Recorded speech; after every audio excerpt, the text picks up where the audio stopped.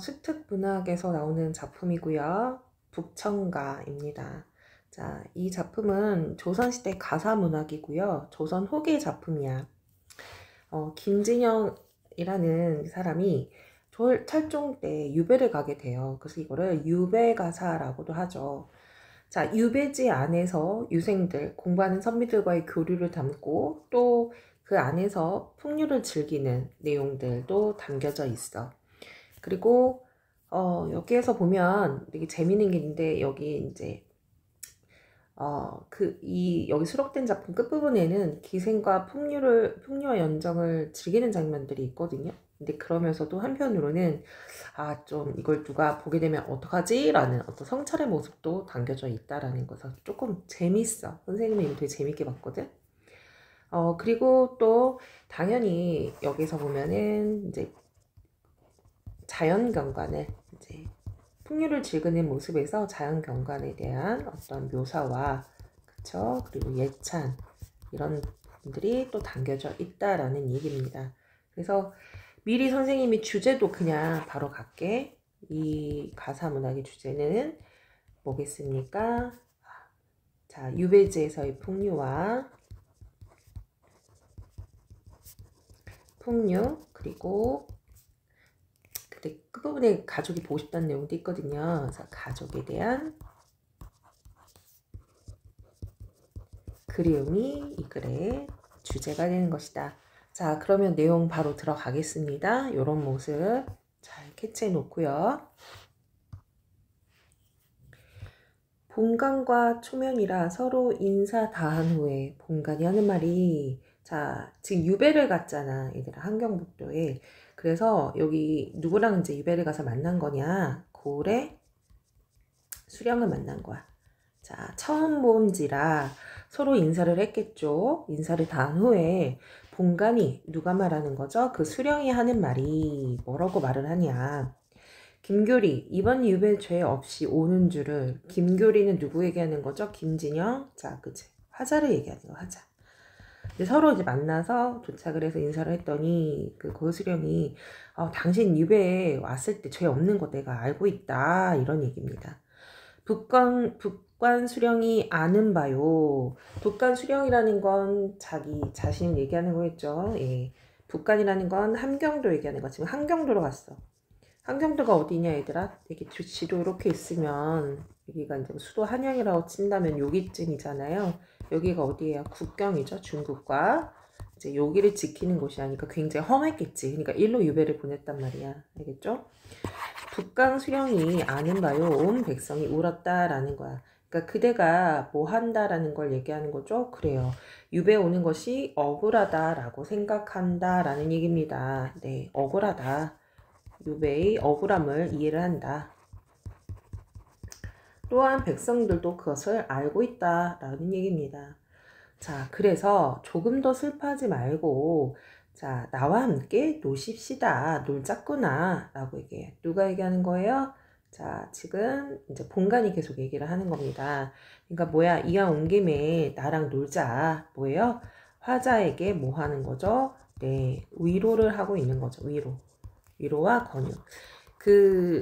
쉽게 말하면 조선시대는 유배를 굉장히 많이 갔잖아. 얘들아, 모험도 되게 많이 하고 모청도 하고.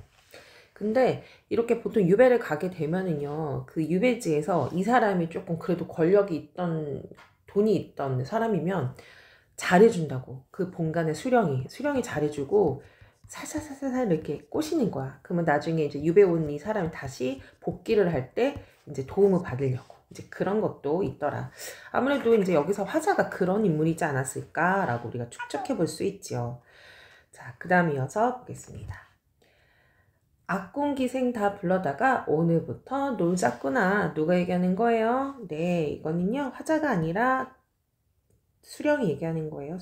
수령은 그 지역의 대표죠. 아까 그 사람이야. 놀자라고 얘기했어. 착각하면 안 돼요. 이거 부르는 거는요 화자가 부르는 게 아니야.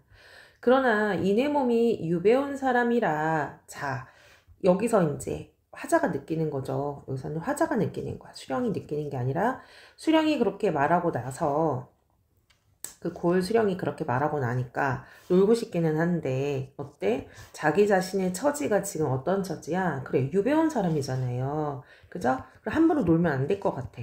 상황 인식을 하고 있다. 모르는 거 아닙니다. 유배 와서 즐기려고 하는 게 아니라 처음에는 아, 나 유배 온 사람들 이렇게 놀아도 되나? 이렇게 생각을 한다라는 거야. 자, 그 다음 이어서 꽃자리에 손님 대접 기생풍류 무엇이냐? 자, 그 얘기를 듣고 어떻게 생각을 하냐면 아무래도 꽃자리에 손님 대접 그 다음에 기생풍류 무엇이냐라고 물었단 말이야. 그러니까 그것을 받아들이겠다, 거부하겠다. 거부하겠다는 얘기야. 그러니까 이제 풍류 생활을 거부를 하겠다. 네. 좀 뭐라 해야 되나? 좀 부정적으로 보는 거죠? 네, 거부.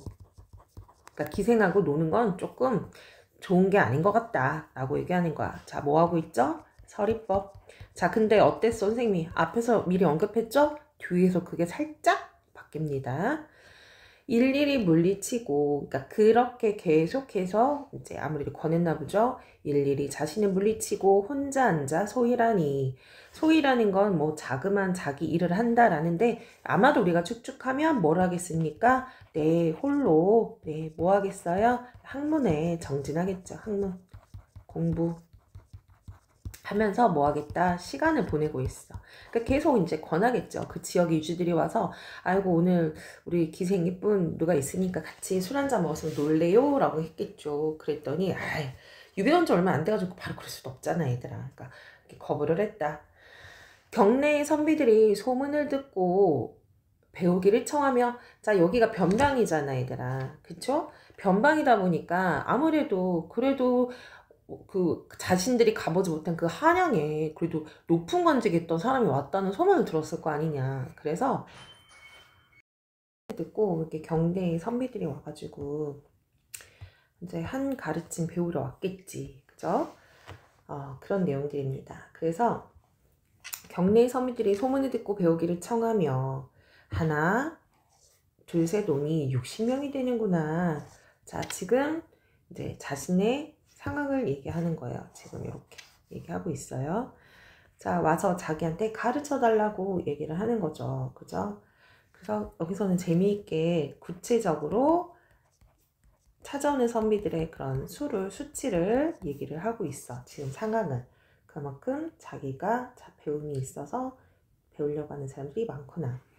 책을 끼고와 배움을 청하고 글재라는 거는 글의 제목을 내어 골라달라 부탁하니 그러니까 글 제목 좀 알려주세요. 공부할 것 좀 알려주세요 라고 하는 거죠.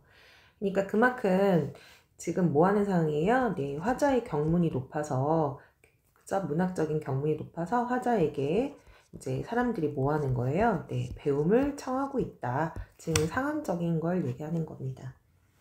하네. 자, 북간의 수령 간장 무장만 보다가 이제 이거는 그들의 상황을 생각해 보는 거야. 누구? 선비들이. 그 지역의 유생들이 생각을 했을 때 거기가 변방이잖아, 얘들아. 변방이니까 아무래도 장수들만 있다가 글을 공부하고 싶어 더 배우고 싶은데 때마침 이렇게 문과 출신의 높은 관리였던 사람이 내려오니까 하나라도 더 배우고 싶지 않았을까라는 얘기입니다. 무장이라는 것은 무관입니다. 무관. 네. 그러니까 그들의 입장에서 생각해보니까 유생들이 그래서 어떻게 보다가 자기가 왔으니 자 이건 누구죠? 네, 자신을 얘기하는 거 화자.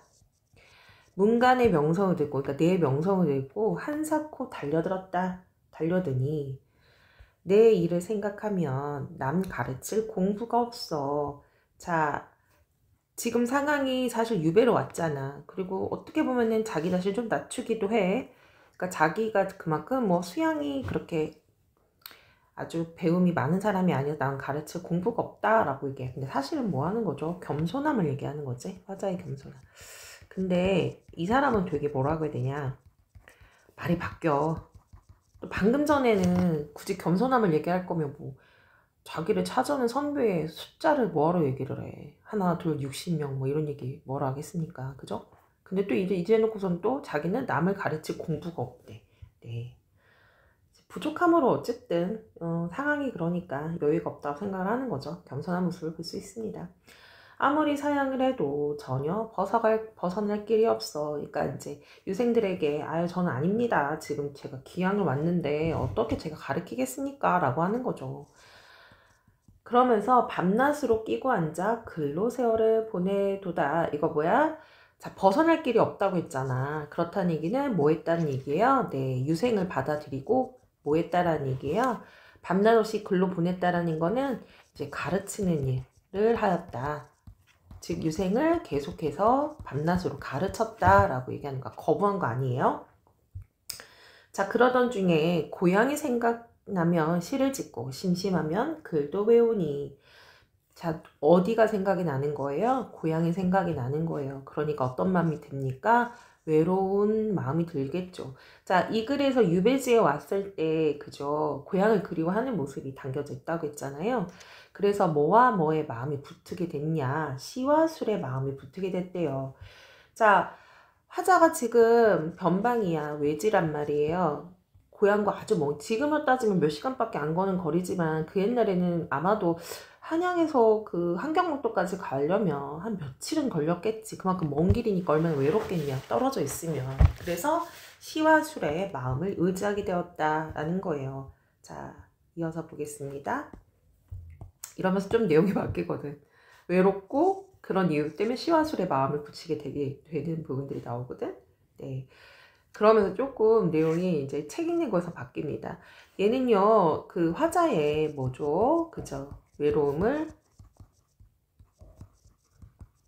달래는 뭐가 되는 거예요? 네. 매개물이 된다, 매개물. 네. 문 밖으로 안 나가고 편히 날 보내다. 편히 날 보내다.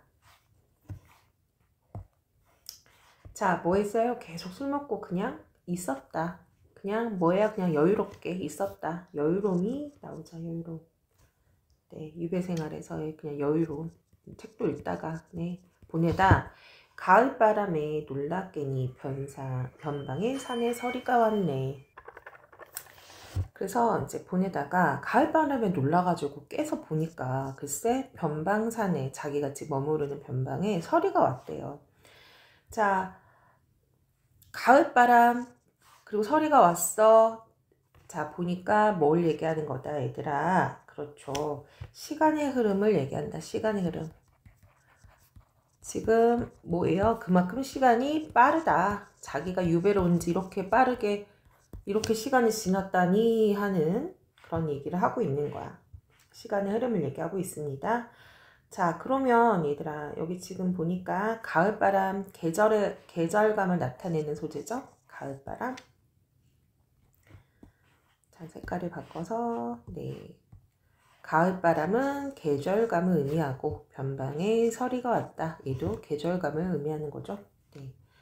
이어서 남쪽 하늘 바라보며 기러기 철항하고. 자, 기러기가 철항해요. 자, 우리 새한테 감정이입을 하고 있어요. 새가 온다.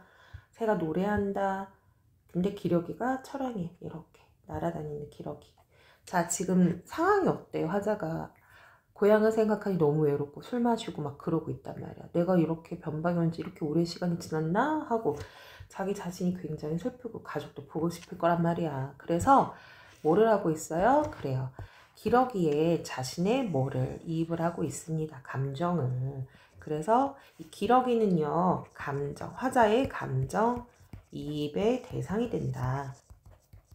감정 이입의 대상이 되면서 동시에 자, 화자의 정서를 뭐에 투입을 한 겁니까? 네, 자연물에 투입한 거죠. 자, 이어서 볼게요. 그래서 이제 그만큼 자기가 외롭다라는 얘기를 이렇게 기러기라는 대상에 이입을 했습니다. 붓방을 굽어보니 오랑캐의 땅이로다. 아까 얘기했잖아요. 여기 한경북도가 원래 이제 어디야 중국하고 가깝잖아. 여기야. 그죠?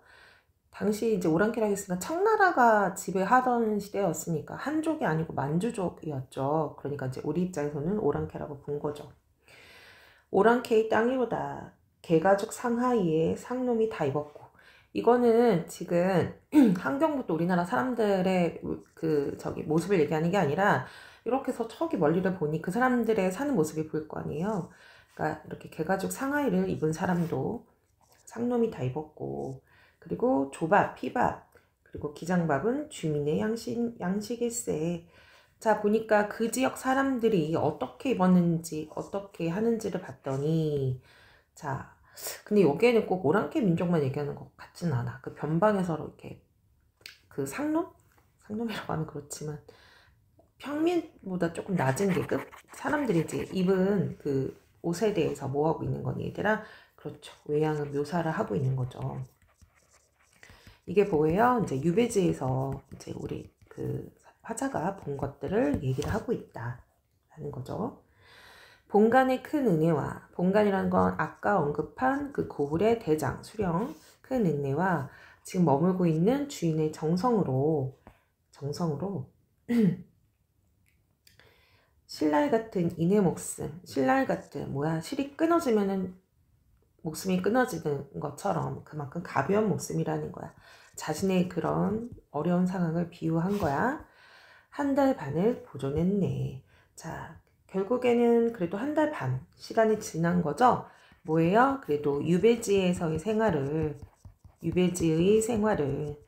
누구의 도움을 받았다라는 얘기입니까? 그죠? 주위의 어떤 주인과 수령이 도움을 받았다. 네, 감사함을 얘기하는 거죠. 감사함. 자, 그러면 이어서 보겠습니다. 중략이 생략이 됐어요. 그 밖에 유배지에서의 삶들이 생략이 됐고, 지금부터는 아까 앞에서 말한 그 사람이 맞아? 할 정도로 내용이 확 바뀌어요. 술과 이거에 의지하면서 좀 바뀝니다. 자, 볼게요. 이 몸이 잃은 곳이, 보라색으로 해야겠다. 이 몸이 잃은 곳이 신선의 동굴이라. 지금 어디 가는 장면이냐면 아주 좋은 경치가 좋은 곳을 구경하러 가는 거야. 자, 신선의 동굴이라. 신선이 사는 동굴같이 멋있대. 자, 여기가 바로 자기가 봤던 그 경치를 얘기하는, 경치 좋은 곳을 얘기하는 거죠. 자, 신선의 동굴이라. 평생의 인연으로 성계의 자취를 남겨. 지금 자기가 머무는 곳이 그 경치가 좋은 곳이 신선이 사는 동굴이고요. 거기에 성계의 자취를 남겼대, 자기가. 즉 화자는 뭐라 동의시라는 거예요? 화자, 자신이 신선 같다. 너무 기분도 좋고 하니까 비유한 거죠. 비유한 거예요. 바람에 붙인 듯이 내가 이 광경을 보는구나. 너무 좋은 거야. 영탄법이죠. 네, 자연을 뭐하고 있어요? 예찬이야. 네, 그래서 내가 신선같이 정말 좋은 곳에 와가지고 그렇기 때문에 내가 이렇게 경치도 보는구나 막 이렇게 하고 있는 거야. 이해 갔죠? 자, 그 다음 연적봉을 지난 후, 자, 지명 연적봉도 봤어요. 성현을 따라가니. 자, 성현? 신선과의 인연을 얘기하는 건데요. 누구를 얘기하는 거냐? 신선과 인연이 있는 사람. 누굴까? 어떤 사람을 따라가요? 따라가니 연화봉 절바 위에는 하늘이 솟아있고 배바의 서책봉은 눈앞에 솟아있네. 자, 여기 한번 끊어볼게요. 여기 구절 여기랑 대응을 이루죠? 네, 비슷하다는 거야, 문장 구조가. 또 여기 구절도 여기랑 대응을 이루죠. 그리고 여기에 어떻게 돼요? 네, 이것도 사용이 되어 있고요. 있고, 뭐는 뭐이고, 뭐는 뭐이고, 뭐죠? 네, 맞아요. 무슨 표현법이 사용이 된 거야? 네, 대구법이 사용이 된 거죠. 대구법을 사용을 하면서 그 경치를 묘사를 하고 있다. 이해 갔습니까? 자, 이어서 보겠습니다. 생황봉은 보살봉은 신선의 동굴이네. 자, 또 계속 보는 경치를 얘기하는 거예요. 생황봉, 보살봉은 아까도 얘기했지만 신선의 동굴같이 뭐한다? 멋있다. 진짜 신선의 동굴은 아니고요. 지금 비유한 거야. 이 봉우리를.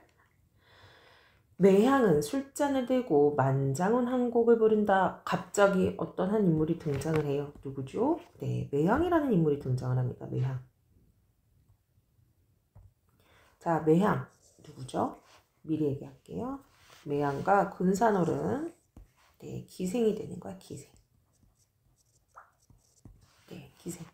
선생님이 조금 반성이 있다고 했잖아. 처음에는 막 그 본관의 수련이 풍류와 기생을 좀 데리고 놀면 어떻겠니? 그랬더니 저 처지가 어떻게 제가 그럽니까? 하다가 혼자 소일거리 보내니까 그 동네에서 한양에서 훌륭한 선비가 어때? 그러면서 그 선비를 보려고 어떻게 합니까? 유생들이 저희 글 좀 가르쳐주세요. 막 몰려. 그래서 막 정신없이 가르치다 보니 시간이 흐르고 어디가 그려요? 네, 고향이 그리우면서 뭐예요? 술과 시에 빠지게 되면서 여기서 이제 중리하게 된 거죠. 그 다음에 갑자기 장면이 바뀌어서 아까 이제 경치 구경을 하러 오는 장면이야. 자, 이어서 보겠습니다. 매양은 술잔을 들고 만장은 한 곡절을 부르네. 자, 노래를 부르는 거야. 누가? 기생이 매양이 부르는 거야. 군사런, 또 다른 기생입니다. 군사런에 앉은 모습은 꽃이로다. 군사노를 뭐라고 비유했어요? 꽃 같다. 정말 얼굴이 예쁜가 봐. 그죠? 네, 비유하고 있고요. 군사노의 모습을 뭐라고 얘기했어요? 꽃 같다. 비유한 거고요. 또 무슨 표도 사용되었어요? 로다. 감탄해서 정말 예쁜가 봐. 네, 영탄법을 사용하였다. 그래서 누구의 모습을 예찬하고 있는 거죠? 네, 군사노래 요약은 지워야 되겠다. 군사월의 예쁜 모습을 예찬하고 있다. 네. 기생의 모습을, 외모를 예찬하고 있다. 네.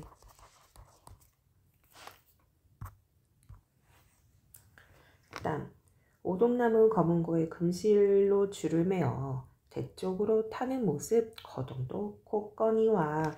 자, 이거는 누가 타는 거냐? 가냘픈 성결 끝에 오색이 영롱하다. 자, 지금 묘사를 하고 있어요. 네, 지금 누가 군산월이 검은 거를 타는 그런 모습을 묘사를 하고 있어요. 묘사. 네, 누가 군산월 검은 거도 잘 타나 봐요. 네, 검은 거 타는 모습을 묘사하고 있다. 너의 거동을 보고 나니, 너의 거동 누구죠? 네, 군산월이야. 군산월이 제일 마음에 드나 봐. 거동 보고 나니 군명이 엄하여도, 군명, 나라의 명령입니다. 나라의 명령이 엄하여도 반할 뻔하겠구나. 뭐예요? 역시 영탄 사용이 된 거야. 그러니까 이게 어떻게 해석이 되냐면 얘들아, 군산월이 너무 예뻤나 봐. 예쁘니까 나라에서 명령으로 뭐예요? 그죠? 그러니까 만약에 예를 든 거야. 뭐 임금이 기생과 어울리지 마라고 만약에 명령을 하게 된다면 그럼에도 불구하고 뭐 한다는 얘기예요? 너무 예쁘다. 너무 그럼에도 불구하고 어울리고 싶을 만큼 아름답다라고 군산월의 그 외양을 뭐 하는 거예요? 그렇죠. 예찬하고 있는 거야. 네. 안 되겠죠, 얘들아? 미인 앞에 영웅열사 없다는 말은 역사책에도 있느니라. 여기서 미인이라는 건 당연히 누구 얘기하는 거죠? 네, 맞아요. 군산월을 얘기하는 거예요. 지금 상황을 비유적으로 얘기를 한 거죠. 그만큼 너무 역사책에도 있다라고 얘기할 정도로 그만큼 군산월이 너무 뭐한다. 매혹적이고 마음에 든다라는 거야. 내 마음은 단단하나 너한테야 큰 소리 치랴. 자, 뭐라고 얘기하는 거야? 자기의 마음은 여자한테 홀릴 만큼 그렇지 않대. 단단하지만 그럼에 불구하고 너 누구죠? 네, 군산월이야. 큰 소리 치겠는가? 라고 하여. 네, 서리적이죠. 큰 소리 친다, 안 친다? 안 친다. 네. 화자는요, 그 누구를 보더라도 마음이 흔들리지 않지만 누구에게만큼은 네, 그 기생인 군산월에만큼은 내 마음이 움직인다라는 얘기를 지금 이렇게 얘기하는 거야. 본 것이 큰 병이요, 안 본 것이 약일런가. 지금 이런 상황을 뭐는 뭐이요, 뭐는 뭐인가. 지금 뭐죠? 여기 문장과 여기 문장이 대꾸를 이루었어요. 이렇게 대꾸법 사용이 된 거고요. 자, 그럼 본 것이 큰 병이라는 건 누굴 본 거야? 맞습니다. 군산월을 봤잖아. 그죠? 네. 본 것이 바로 군산월을 본 것을 얘기하는 거야. 그것이 자기는 병처럼 느껴진대. 오히려 안 본 것이 더 좋지 않겠냐라고 합니다. 역시 무슨 법? 서리법. 그만큼 어떻다는 거예요. 그 기생인 금상월이 너무 아름답고 마음에 든다 이 얘기를 하는 거야. 즉 애정이 잘 드러났다. 이 시에 선생님이 앞에서 언급했지만 연정적인 모습, 풍류가 이 시의 끝부분에 잘 드러난다고 했잖아요. 바로 이런 모습에서입니다. 자, 이어서 이천리 변경에 단정한 몸으로. 자, 이천리 변경이라는 건 지금 누가 머물고 있는 곳이죠? 네, 바로 변경, 화자가 머물고 있는 이 유배지를 얘기하는 거야. 이 유배지에서 단정한 몸으로 기양살이 잘 한 것이 모두 네 덕이더라. 그러니까 자기가 지금 단정하게, 화자 자신이 스스로 나는 되게 열심히 어디 아픈 데 없이 잘 있게 되었다라고 얘기하는데, 그것이 모두 누구 덕분이래요? 네 덕분이다. 네 덕분은 누구죠? 그쵸, 군산월이야. 자기가 외로울 때 마음 흔들리지 않게 이제 군산월이 잡아줬다. 이 얘기하는 겁니다. 그러니까 군산월 덕분에 자기는 뭐 한다는 얘기야. 유배지에서 잘 지내고 있다. 이 얘기입니다. 양금연주. 양금이라는 건 이제 검은고 얘기하는 거예요. 끝낸 후에 절집에 내려오니, 절집은 스님이 살고 있는 절을 얘기하는 거야. 내려오니 산승의 음식 보소 정갈하기 향기롭다. 자, 뭐야, 이제 검은 거 듣고 그 근처에 절 같은데 이제 온 거야. 자, 얘들아, 이런 게 조금 있었어. 조선시대 때는 뭐가 있었냐면, 사실 이거는 고려시대 때부터 이어진 문화인데, 원래 절이라는 곳이 그런 거였잖아. 일종의 옛날에 고려시대 때는 여관, 은행, 돈도 빌려주기도 하고, 또 물건도 사고 팔기도 하는 일종의 복합 어떤 상가? 뭐 이런 느낌이었어. 근데 그게 조선시대 때 오게 되면서 많이 그런 것들이 사라지긴 했지만 여전히 그런 게 남아 있었어. 그래서 경치가 다 어디에 있니 얘들아? 그렇지. 산이나 이런 데 경치를 보러 가잖아. 근데 산에 뭐 있어? 절 있잖아. 밥 같은 거 먹어야 돼. 어떻게 먹어? 그래서 그 근처에 절에 가서 돈을 좀 주고 시주를 하고 맛있는 음식이나 술상을 좀 차려주고 이제 하룻밤을 머물다 가는 거야. 좀 웃기죠? 당시 그 조선시대의 사회 모습이, 그러니까 이 시가 좀 재밌는 게, 좀 남자가 가식적이긴 하지만 조선시대 어떤 그 사회의 모습이 잘 드러나 있다라는 얘기입니다. 그래서 절집에 내려온 거야. 그래서 그 스님이 해놓은 음식을 이제 보니까 정갈하고 향기롭다라고 얘기해. 향기로워, 정갈해, 어떻죠? 네. 후각적 심상이 나왔으니까 선생님이 그냥 이거 감각적으로 표현을 한다라고 하는 거죠. 지금 그만큼 나는 어때? 검은 거 소리 듣고 기생하고 맛있는 거 먹으러 왔잖아. 어때요? 유배지의 삶에 어떤 뭘 느끼고 있습니까? 네, 만족감을 느끼는 거예요. 그리고 이튿날 돌아왔어요. 네, 시간의 경과를 얘기한다. 시간이 지난 거 아니, 이틀 놀다 왔나 봐. 이튿날 돌아오니 화상대에서 놀았던 그 신선의 동굴이 장소가 화상대였어. 놀던 일이 전생인가 꿈속인가 계속 화자는요 서리법을 사용을 하고 있습니다. 네. 전생인가 꿈속인가.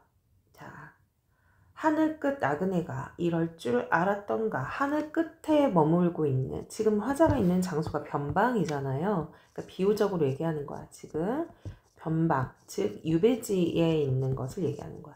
하늘 끝에 머무는 나그네, 이게 누구죠? 유배원 화자를 얘기하는 거야. 이럴 줄 알았던가. 역시 서리법이야. 그러니까 이렇게 이해하시면 돼요. 그죠? 사실은 유배를 받아온 거잖아. 유배. 네, 쫓겨난 거란 말이야. 가족으로부터. 그러면 처음에 여기 변방으로 올 때 어떤 생각을 했겠어? 저 미개한 저 사람들하고 내가 어떻게 살 수 있을까? 너무 싫었겠지. 걱정하고. 근데 막상 와보니까 물론 이제 군산월도 있고, 그죠? 막 사람들이 막 자기를 따르기도 하지만, 네, 어때요? 되게 좋다는 얘기야. 생각지도 못하게, 너무 좋은데? 이런 느낌으로 생각하시면 됩니다. 이럴 줄 알았던가. 그러니까 이렇게 즐거울지 몰랐다라는 얘기입니다. 진짜 즐거웠다 라는 얘기예요. 자, 흥 다하여 돌아와서 순호를 불러 분부를 하되, 자, 흥을 다할 때 이제 즐거움 끝나고 다시 돌아와서 누구를 불렀어요? 네, 순호를 불렀어. 순호는 관비, 노비 이런 사람들이야. 노비를 불러서 말을 했어. 칠보산 유산 때는 이제 칠보산 유산이라는 건 칠보산으로 이제 놀러 가는 거야. 놀러 가는 거, 산으로 놀러 가는 거를 얘기하는 거야. 산으로 놀러 간다. 소풍을 갔을 때는 본관이 보냈기에 기생을 데려갔으나 본관은 그 지역의 수령이 아이고 가서 즐거운 시간 보내게 너가 좀 잘해줘라 라고 해서 군사의랑 아까 보냈잖아. 그래서 내가 데려를 갔는데 내가 갔다 와서 생각하니 지금 걱정이 이제 스물스물 올라오는 거야. 호사스러워서 불안하다. 너무 기생을 지금 막 이렇게 같이 놀 때가 아니잖아요. 그쵸? 그러니까 화자의 걱정이 드러나는 거야. 화자의 걱정. 괜히 유배 갔다가 어디서 괜히 나쁘게 얘기 들으면 자기가 유배지에서 여자들하고 막 논 게 소문이 날 거 아니야. 그러니까 걱정이 된다라는 얘기죠. 웃기죠, 얘들아? 다시는 기생을 못 오도록 지휘해라. 생각해보다. 얘기를 하는 거야. 그 순우한테. 너 가서 본관한테 이번에는 재밌게 놀았는데 다음에 내가 산으로 놀러 간다 하던들 기생 보내면 안 돼 라고 이렇게 전하라는 얘기야. 순우한테. 그렇게 전해라. 뭐예요? 반성을 하고 있는 거야. 너무 그런 삶에 있어서. 그러니까 이제 자기의 본분에 맞으려는 태도겠죠. 지금 본분이 뭐야? 뭐 하는 사람이야? 이 사람 귀양 나온 사람이야. 유배지에서의 그런 생활은 조용히 있어야 되는데, 그죠? 선비만 데리고, 다음에도 이제, 근데 안 가진 않을 건가 봐. 데리고, 또 누구를 데리고 간대요? 네. 선비만 데리고 가서 시를 짓고 술을 마시겠다. 라고 하는 거예요. 네. 술을 마시니, 청산은 그리 되고, 푸른 산은 그리 되고, 그것이 술잔에 떨어진대요. 그리고 녹수 푸른 물과 이것은 그림이 되어 종이 위에 단청이 된다. 이거 되게 비유적으로, 시각적으로 묘사한 거예요. 네. 기생 없이 이제 선비들과 한번 또 놀러를 갔나 봐. 그죠? 뭐예요? 여기서는, 그쵸. 기생 없이 선비들과 시와 그림을 그리고 뭘 즐기고 있다. 네, 풍류를 즐기는 모습.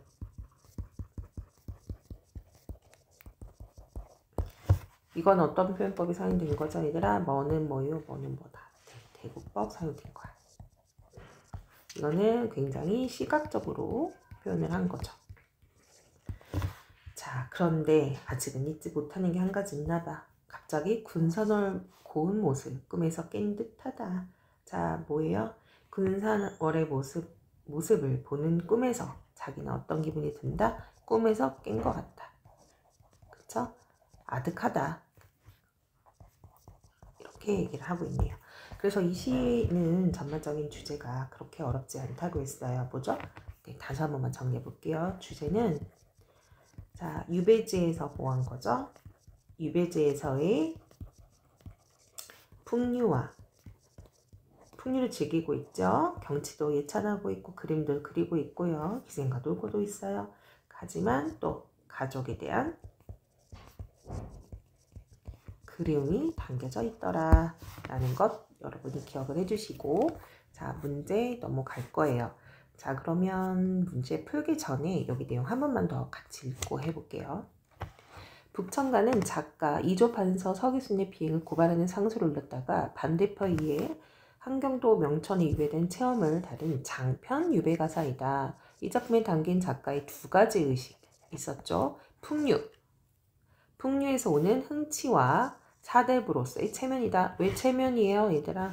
그쵸, 군산월, 기생과 노는 부분들 그런 거 있잖아요. 그죠?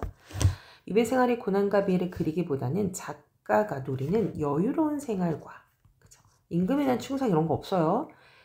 기생 군산월과의 애정 사이 초점을 맞추면서도 한편으로는 체면이 필요하잖아. 유배 생활을 가볍게 다루는 것에 대한 사대부의 비난을 의식하여 자, 중요한 거 겉으로는 말로는 자기가 이제 노비를 불러서 앞으로는 기생 보내지 마 하지만 거부하고 반성적인 모습을 이렇게 보이긴 하는 거야. 겉으로는. 하지만 말미에는 어떻게 됐어?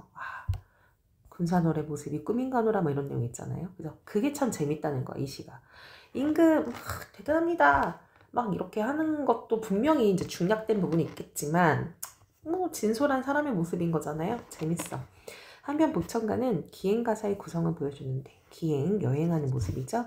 유배지로 가는 여정에 따라 보거나 들은 경험을 기록하고 하자의 주관적인 반응이 잘 드러난다. 근데 이제 여기서 생략된 부분도 있고 여기에서는 처음 시작 부분부터 바로 본관의 수령과 만나는 부분이잖아요. 그래서 이렇게 내용을 정리하시면 됩니다.